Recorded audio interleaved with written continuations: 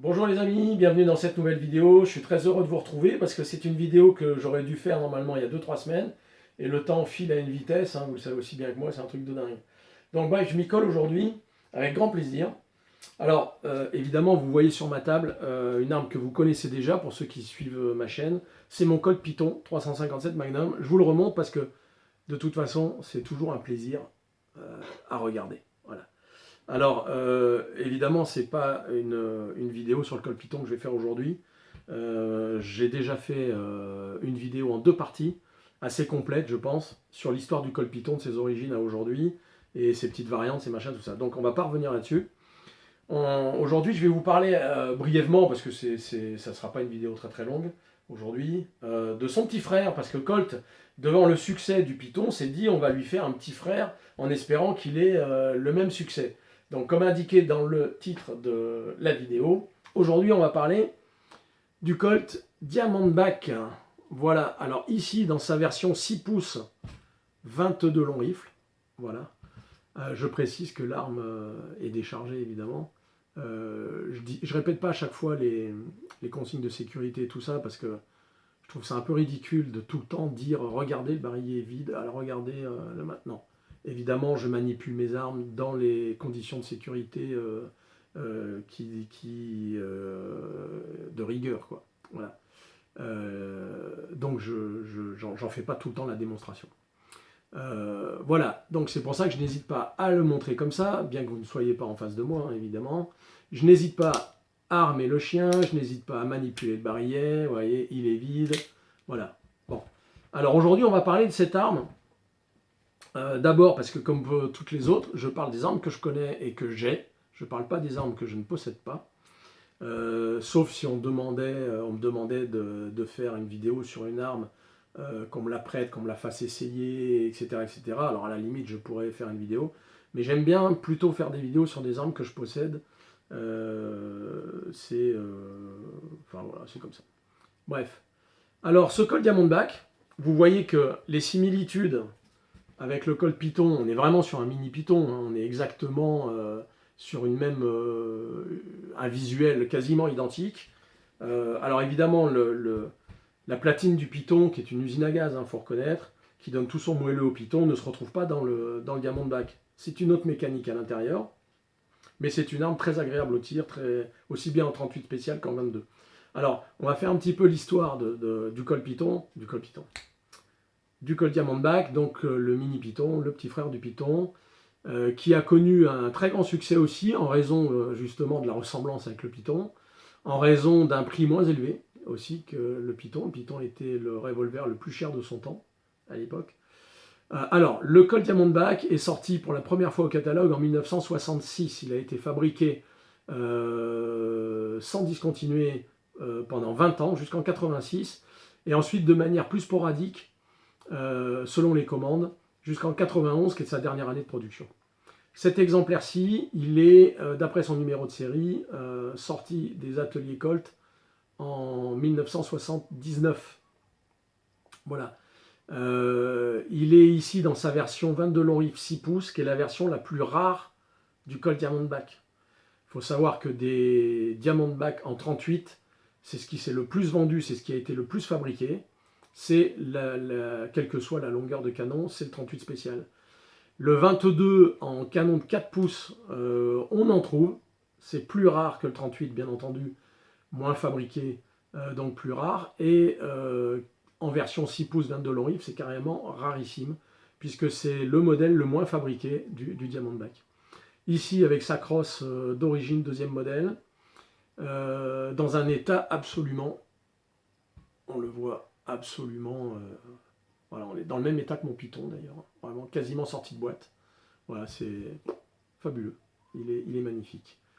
Voilà, alors qu'est-ce qu'on peut dire? On peut dire que ça a été un succès, moins que le Python, mais ça a été un succès. Aujourd'hui, c'est une arme cet exemplaire-là, par exemple, dans cet état-là, dans cette configuration 6 pouces 22 long rifle, c'est 2500 $ aux US. 2500 $ minimum. Vous allez chez n'importe quel, vous regardez sur les gros sites de vente américains, c'est 2500 $. Alors je dis pas qu'on ne peut pas en trouver moins cher aux États-Unis, mais la cote, c'est ça, c'est de 2500 $ et ça peut même passer les 3000 selon si c'est l'année 66, 67, dans un état comme ça. Enfin, c'est le même principe pour toutes les armes, hein. Les Pythons de 1955 datent de première année de la sortie du Python. Les prix, on n'en parle même pas, quoi. Surtout s'ils sont dans un état comme ce Diamondback. Voilà, bon c'est tout. Je voulais faire une petite vidéo de présentation succincte. Voilà. Donc c'est une arme au profil caractéristique qui lui donne tout son charme, qui est beaucoup plus légère évidemment que le Python. Et ici encore on est sur du 22. Donc en 38 l'arme est encore plus légère évidemment, puisque là le 22 long rifle est fait sur une base de 38 spécial. Le barreau c'est un 38, le barillet, la carcasse, c'est tout du 38 spécial, mais qui a été foré, usiné pour le 22. Donc il est un peu plus lourd que dans sa version 38. Voilà. Et si je fais cette vidéo, ben c'est que cette putain de loi française, je vous prie de m'excuser, ben nous limite à 12 détentions et que j'ai fait l'acquisition d'un nouveau Colt 1873 commémoratif livré en coffret que je présenterai quand je l'aurai reçu, qui est absolument magnifique d'après l'armurier chez qui je l'ai acheté. Et il a bien fallu que je libère une détention et que je libère et que je vende une arme qui puisse me permettre aussi de financer une partie du Colt, parce que le 1873 est beaucoup plus cher, une partie de ma nouvelle acquisition. Voilà pourquoi je m'en sépare, sinon croyez-moi que je l'aurais bien gardé dans mon coffre celui-là. Surtout que ça faisait vraiment voilà, le grand frère, le petit frère, c'était sympa à garder, quoi. Alors j'espère que j'aurai jamais à vendre mon Colt Python, parce que j'y tiens vraiment. Voilà, c'est tout. Alors vous savez que je termine généralement mes vidéos en présentant d'autres choses, notamment celui-là qui est un Beretta 71, donc 22 long rifle, qui est l'arme du Mossad, hein, la série des Beretta 70, 71 parce qu'il est en 22 long rifle. Bah voilà, c'est les armes très utilisées par le Mossad, avec des silencieux, etc. etc. Voilà. Je ne l'ai pas encore essayé, je l'essaye lundi matin au stand. Voilà, je ferai une petite vidéo là-dessus, certainement aussi. Et vous voyez derrière moi un certain nombre d'armes que vous connaissez déjà. Il y a mon 44 Magnum, il y a le SIG P320 X5 qui est une vraie merveille. Mais vous voyez aussi un certain nombre de couteaux, parce que j'ai l'intention de faire une vidéo sur un fabricant français de couteaux qui s'appelle Wild Steer. Alors Wild Steer, c'est des couteaux de survie, ou des couteaux tactiques, ou des couteaux militaires, des couteaux de bushcraft, etc. etc. C'est un fabricant 100% français, à part les aciers qui viennent d'Autriche, de France et d'Autriche. Certains aciers, ça vient ni de Chine, ni même s'ils font d'excellents aciers, hein, attention, c'est pas une critique du tout, mais on est vraiment sur du 100% français. Voilà, et là on a l'exemplaire, le Krypton. Voilà, je sais pas si vous voyez l'engin, mais ça, je dis que ça, je préférerais prendre une balle de 22 dans le bide que ça, hein. Voilà, donc on va parler de ça, on va parler d'un autre modèle de chez eux. Ils sont tout neufs, hein. Moi je vais pas dans les bois, je m'en sers pas. C'est vraiment des couteaux de collection pour moi. Ici c'est le Wing Tactique. Voilà, il y a toujours une rétention un peu forte. Voilà, qui a un design un peu particulier.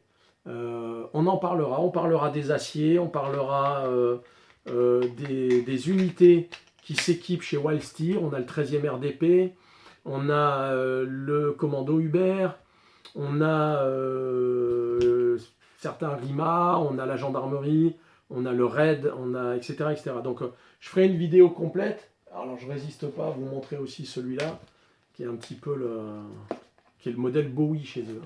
Il est monstrueux. Je ne sais pas si vous voyez l'engin, mais voilà. Donc, je préparerai une vidéo sur les couteaux. Il y en a plein d'autres. Alors, j'ai pas toute la gamme, mais j'en ai pas mal. Suffisamment, en tout cas, pour vous faire une vidéo. Donc, c'est la marque Wallsteer. Ça sera l'objet de la prochaine vidéo. J'espère que cette petite vidéo sur le Diamondback vous aura appris 2-3 petites choses. Vous aura plu. Je vous le remontre. Voilà. Il est absolument magnifique. Ici, dans sa version 22. Alors, autant dire increvable, hein, parce que comme je vous ai dit, tout est, comment dirais-je, dimensionné pour le 38, et c'est du 22 dedans, donc autant dire que c'est pas prêt de casser. Voilà, déjà que le 38 était quand même réputé solide, mais en 22, c'est increvable. Voilà, j'espère que ça vous a plu. Je vous dis à très bientôt. Je ne mettrai pas 1 mois et demi à faire la prochaine vidéo, parce que même moi, je trouve le temps long quand même, parce que j'aime bien revenir vers vous régulièrement.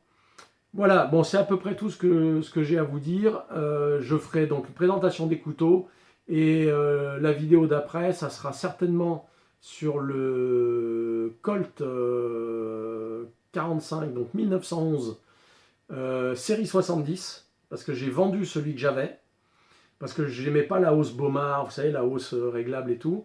Je trouvais que ça dénaturait l'arme et j'avais envie d'un série 70, mais d'origine, avec sa hausse... sa petite hausse d'origine et tout, et je l'ai trouvé, et je vais le recevoir normalement cette semaine. Donc voilà, donc une vidéo sur les couteaux, vidéo sur le Colt 45, série 70, et la vidéo d'après, ça sera une vidéo sur le Colt 1873, que je vais recevoir également. Voilà, je vous dis à bientôt les amis, j'espère que ça vous a plu, n'hésitez pas à en parler autour de vous, à vous abonner, je pense que c'est déjà fait. Vous êtes en tout cas de plus en plus nombreux, on n'est pas loin de 170. Je rappelle qu'en début d'année, j'étais à genre 10, 20, enfin j'en sais rien. Donc je suis très très très content de ça. Oui, petite chose quand même que vous pouvez faire, j'ai pas un débit de parole très très long, très très long, très très rapide. Donc vous pouvez aller dans les paramètres de la vidéo et vous choisissez la vitesse de lecture. Donc vous l'augmentez d'un cran, la vitesse, et vous allez voir, c'est beaucoup plus dynamique. Voilà, c'est... Les gestes sont un petit peu plus rapides, mais c'est pas flagrant. En revanche, c'est plus dynamique à écouter, quoi. Voilà, donc je ne m'attarde pas plus, je vous libère, je vous dis à très bientôt. Merci les amis d'être au rendez-vous. Bye bye, à la prochaine, j'espère dans une semaine ou deux. Ciao!